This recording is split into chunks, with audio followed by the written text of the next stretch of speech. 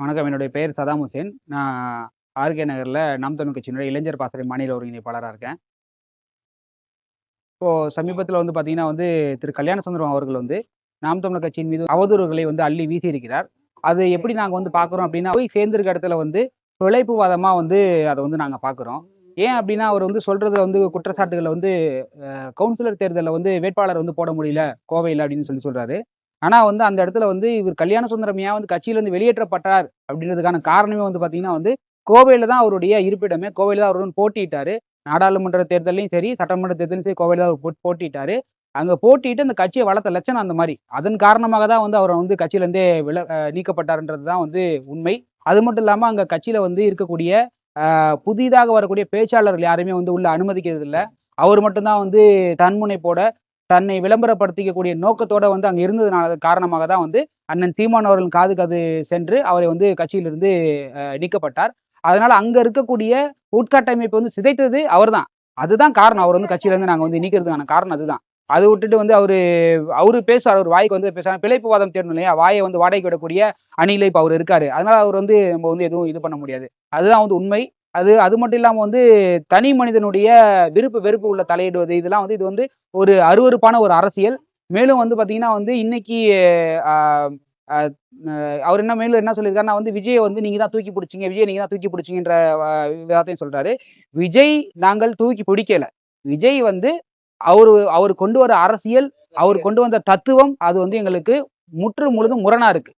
திராவிடமும் தமிழ் தேசம் இரு கண்கள் என்பது இந்த தமிழ் தேசியத்தை சிதைக்கக்கூடிய ஒரு கருத்தியல். அதனால நாங்க அவரு கருத்தியல் சொல்றதுக்கு முன்னாடி தமிழரா அவர் நாங்க ஆதரிச்சோம். கருத்தியல் வந்ததுக்கு அப்புறம் அவர் இதே போல ஒரு திராவிட சித்தாந்தத்தை கொண்டு வரான்னு எங்களுக்கு தெரியும். அதே மாதிரி பாருங்க, திராவிட கட்சிகள் எப்படி ரூ. 1000 அவரு குடுக்குறேன்னாரு, அதுக்கு அடுத்து 1500னாரு, 2000 இவர் 2500ன்றாரு, 6 சூப்பர் 6ன்றாரு.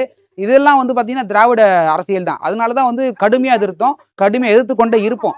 என்ன அதனால நாங்க தூக்கி பிடித்ததுக்கான காரணம் தமிழரா நாங்க அவரை வரவேற்றோம். ஆனா இப்போ ஒரு திராவிடரா அவரோட கொள்கையில கொண்டு போதான் எதிர்க்கிறோம்.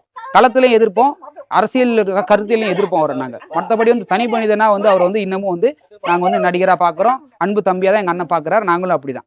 அதனால அதுல அவர் சொல்றதுல ஒரு ஒரு அடிப்படையே கிடையாது. அதனால அது நம்ம கருத்தியலா அவருடைய கருத்தியல எடுத்துக்க முடியாது. பணத்துக்காக பேசுறாரு. அவருக்கு கான்ட்ராக்ட் கொடுப்பாங்க. அதிமுக ஆட்சியில வெற்றி பெற்றாங்கன்னா கான்ட்ராக்ட் கொடுப்பாங்க, பெயிண்டிங் கான்ட்ராக்ட் கொடுப்பாங்க, கக்கூஸ் கான்ட்ராக்ட் கொடுப்பாங்க.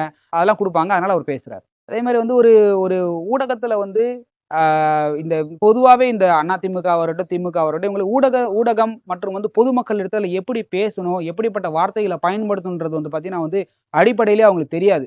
இத்தனை நாட்கள் இந்த ஊடகங்கள் பார்த்தீங்கன்னா இதுக்கு முன்னாடி அவங்க ஆட்சியில இருந்ததெல்லாம் ஏதோ வேற வழி இல்லாம இருந்துட்டாங்க. ஆனா இப்போ பார்த்தீங்கன்னா சமூக வலைதளங்கள் பரவலா வந்துட்டதுனால இவங்களுடைய வார்த்தைகள் பாருங்க.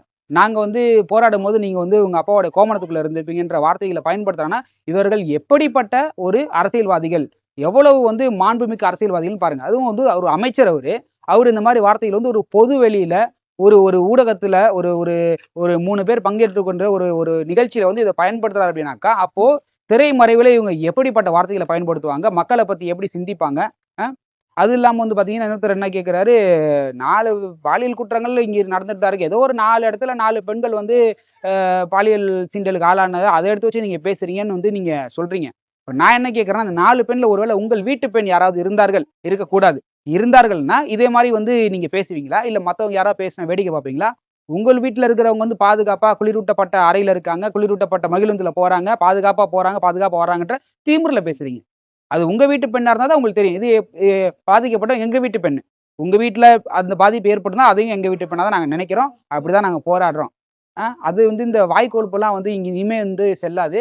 நாம் தமிழர் கட்சி பார்த்தீங்கன்னா உண்மையும் நேர்மையுமாக 234 தொகுதியிலே மக்களோடு கூட்டணி வச்சு 234 தொகுதியில சரிபாதியா 117 ஆண்கள், 117 பெண்கள், ஒரு திருநங்கை வேட்பாளர் உட்பட தனிச்சு மக்களோட கூட்டணி வச்சு களம் காண்றோம்.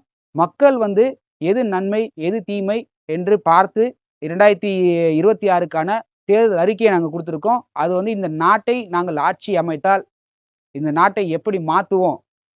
எது எது இலவசம்? இலவசம் என்பது மக்களுக்கு கல்வி இலவசமா குடுக்கணும். தரமான மருத்துவத்தை இலவசமா குடுக்கணும். அது இல்லாம தூய குடிநீர் இதை இலவசமா கொடுக்கணும். இத தான் நாம் தமிழர் கட்சியில இலவசமா கொடுக்கப்படும். இத நாங்க குடுத்தாலே மக்கள் யாருகிட்டயும் 1000க்கும் 500க்கும் 2000க்கும் 2500க்கும் எரிவாயு உருளைக்கும் கையேந்த வேண்டிய அவசியம் இருக்காது. அந்த அவசியத்த நாங்க வந்து ஏற்படுத்த விட மாட்டோம். தனி மனிதனுடைய வருமானத்தை பெருக்கி, அந்த வருமானத்தை வைத்து வரக்கூடிய வளமான வாழ்க்கைய நாங்க குடுப்போம். அத நாங்க 2026 தேர்தல் அறிக்கையிலே வந்து ரொம்ப விவரமாவும், விளக்கமாவும் குடுத்துருக்கோம். அத மக்கள் பார்க்குறாங்க. அது சமூக வலைதளத்திலயும் சரி, மக்களிடத்திலேயும் வந்து பெரிய தாக்கத்த ஏற்படுத்தியிருக்கு. இது வந்து பார்த்தீங்கன்னா, இது தேர்தல் வாக்குறுதிகள் அல்ல. இது எங்களுடைய தேர்தல் தேர்தல் வாக்குறுதிகள்னு நெறைய ஊடகங்கள் குறிப்பிட்டிருக்கு. இது வந்து எங்களுடைய ஆட்சியின் வரைவு. அப்படிதான் நீங்க குறிப்பிடணும். இது 2016ல வந்து நாங்க குடுத்திருந்தோம். இப்போ வந்து 2026ல சிக்கல் அதிகமானதுனால, அதிகமான பக்கங்கள், இன்னும் அதிகமான தீர்வுகளோட நாங்க வந்து இந்த ஆட்சியின் வரைவ வந்து குடுத்துருக்கோம். அத மக்கள் பார்த்து, மக்கள் தீர்ப்பளிப்பாங்க. மக்கள் வந்து உறுதியா வந்து நாம் தமிழர வந்து இந்த தேர்தல்ல வெற்றி பெற வைப்பாங்க. வெற்றி பெற செய்ததுக்கு பிறகு, இது போன்ற அ த ஊடகத்தில பேசினவங்கலாம் வந்து, அப்போ வந்து வாய் மூடி மௌனம் காப்பார்கள். அது மட்டும் இல்லாம வந்து பார்த்தீங்கன்னா, இலவசம்ன்றத பொறுத்தவரைக்கும் மக்கள் கிட்ட வந்து பார்த்தீங்கன்னா வந்து, வறுமை இருக்கு. வறுமைய ஒட்டி வரக்கூடிய ஏழ்மை. இந்த ஏழ்மையினால வரக்கூடிய அறியாமையினால வந்து மக்கள் வந்து பார்த்தீங்கன்னா, இலவசத்துக்கு வந்து விலை போக ஆரம்பிச்சுட்டாங்க. அது மக்கள் மீது பிழை இல்ல. இந்த இத்தனை ஆண்டு காலம் ஆண்டு கொண்டிருந்த ஆட்சியாளர்களுடைய பிழை. மக்களை இந்த ஏழ்மை, வறுமை நிலையில வைத்த ஆட்சியாளர்களுடைய பிழை. அப்ப என்ன ஆயிடுதுன்னா வந்து இலவசம்னு ஒரு விஷயத்த வந்து நம்போ ஆ வாக்க வந்து அவங்க வந்து கேட்கறதில்ல. வாக்க வந்து விலைக்கு வாங்குறாங்க. வாக்கு விலைக்கு வாங்கும்போது என்ன ஆயிடுது அப்டின்னாக்கா, இலவசங்கள இப்பயே தேர்தல் வந்து இன்னும் நாட்கள் இருக்கு. ஆனால் இப்பயே வந்து பார்த்தீங்கன்னா வந்து இதுக்கான இலவசத்த குடுக்கறது. இப்ப நீங்க வந்து பார்த்தீங்கன்னா, புதிதா வந்து கட்சி தொடங்கி இன்னும் வந்து தேர்தல கூட சந்திக்காத ஒரு கட்சிலாம் வந்து டபரா செட்ட தூக்கி குடுத்து அத வந்து மாட்டிலாம் நீங்க பார்த்திருப்பீங்க. அது வ த தமிழக வெற்றி கழகம். ஆமா. அவங்க வந்து பார்த்தீங்கன்னா பார்த்திருப்பீங்க. அது வந்து இதுதான் வந்து இந்த திராவிட கட்சிகளுடைய அடிப்படை சித்தாந்தம் இதுதான். வாக்க வந்து நம்ம வந்து கேட்கக்கூடாது. நம்ம செய்த ஆட்சிகள வந்து கேட்கக்கூடாது. இப்ப உதாரணத்துக்கு ஒரு ஒரு உதாரணம் சொல்றேன் பாருங்க. நலம் காக்கும் ஸ்டாலின். சரி. நலம் காக்கும் ஸ்டாலின். அது என்ன சொல்றாரு, இத்தனை ஆயிரம் மருத்துவமனைகள் இருக்கு. இத்தனை சிறப்பு மருத்துவமனைகள் இருக்கு. எல்லாத்தையும் நீங்க வந்து அரசாங்க மருத்துவமனைக்கு வாங்க. உங்க நலத்த நான் காக்கிறேன்னு. ஆனா ஸ்டாலின் நலத்த யார் காத்தது? அது நீங்க சொல்லணும்ல. ஸ்டாலின் நலத்தை காப்பது யார்? அதே அரசாங்க மருத்துவமனையா? ஓமந்தூராரா? இல்ல ஸ்டான்லியா? இல்ல கீழ்ப்பாக்கமா? இல்ல எந்த மருத்துவமனை காத்தது? ஸ்டாலின் நலத்தை காத்தது அப்போலோ தானே! அப்போ உங்களுடைய இலவசம் எத நோக்கி இருக்கணும்? தரமான மருத்துவத்தை இலவசமா குடுத்துருக்கணும். இப்ப நீங்க வந்து செந்தில் பாலாஜியா இருக்கட்டும், இல்ல இல்ல வந்து அ ஐயா ஸ்டாலின் முதல்வர் ஸ்டாலினா இருக்கட்டும், யாரா இருந்தாலும் நீங்க எங்க போறீங்க? நீங்க வந்து காவேரிக்கு போறீங்க, ராமச்சந்திரா போறீங்க, அப்போலோ போறீங்க. உங்கள் நலத்தை காப்பது ராமச்சந்திரா, அப்போலோ. அப்ப எங்க நலத்தை காப்பது வந்து ஸ்டாலினா? அப்ப ஸ்டாலின் நலத்தை யார் காப்பதுன்னு கேள்வி வருதுல்ல. இதுதான் வந்து இவங்களுடைய பிழையே. டபரா செட்டு குடுக்கறது, மூக்குத்தி குடுக்கறது, தோடு குடுக்கறது, தொங்கட்டான் குடுக்கறது, இலவசமா அரிசி குடுக்கறது, வேட்டி குடுக்கறது, சேலை குடுக்கறது, பருப்பு குடுக்கறது, கரும்பு துண்டு குடுக்கறது, வாக்கு வாக்க வாங்குறதுக்காக வந்து அரசு பணத்த வந்து முதலீடு செய்வது. எப்படி 5000 வந்து குடுத்து வாக்கை வந்து உறுதி செய்து கொள்வது. இது திராவிட அரசியல். இது வந்து இந்த திராவிட அரசியல் வந்து மக்கள் வந்து பார்த்தீங்கன்னா வந்து, இந்த இந்த தேர்தல்ல புறக்கணிப்பாங்க. இந்த தேர்தல் 100% புறக்கணிப்பாங்க. புறக்கணிச்சு உண்மையும் நேர்மையுமா வந்து இந்த களத்துல நிக்கக்கூடிய நாம் தமிழர் கட்சிக்கு வாக்கு செலுத்துவாங்க. வாக்கு செலுத்தணும். அதுதான் வந்து நான் இறுதி வாய்ப்பா மக்களுக்கு இருக்கு. இந்த தமிழ் தேசிய அ கொள்கை தான் வந்து அடுத்த 5 ஆண்டுகள்ல மக்கள வந்து புத்துயிர் பெற்று, இந்த நாட்டையும் புத்துயிர் பெற்று, பல கொள்ளையிலிருந்து தடுத்து, நீங்க பாருங்க போதை கலாச்சாரமா மாறிடுச்சு. இப்ப எப்படி அமெரிக்கால வந்து துப்பாக்கி கலாச்சாரம் ஆயிடுச்சோ, அது மாரி இங்க வந்து பார்த்தீங்கன்னா போதை கலாச்சாரம். எல்லாமே கிடைக்குது. சுலபமா கிடைக்குது. அரசே வந்து டாஸ்மார்க் வந்து வச்சிருக்கு. அப்போ வந்து பார்த்தீங்கன்னா, அரசே அத ஊக்குவிக்குது. போதை கலாச்சாரத்த ஊக்குவிக்குதுன்னும்போது, தனியார்களும் வந்து அத செய்றாங்க. அ இதே வந்து ஜாபர் சேட் வந்து பார்த்தீங்கன்னா வந்து பல்லாயிரக்கணக்கான கோடி மதிப்புள்ள வந்து ஏற்றுமதி செய்றாரு.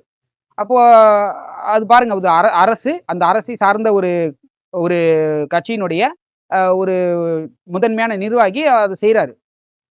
அப்போ இ இது வந்து போதை கலாச்சாரம் மாறிடுச்சு. இத வந்து ஒழிக்கணும்.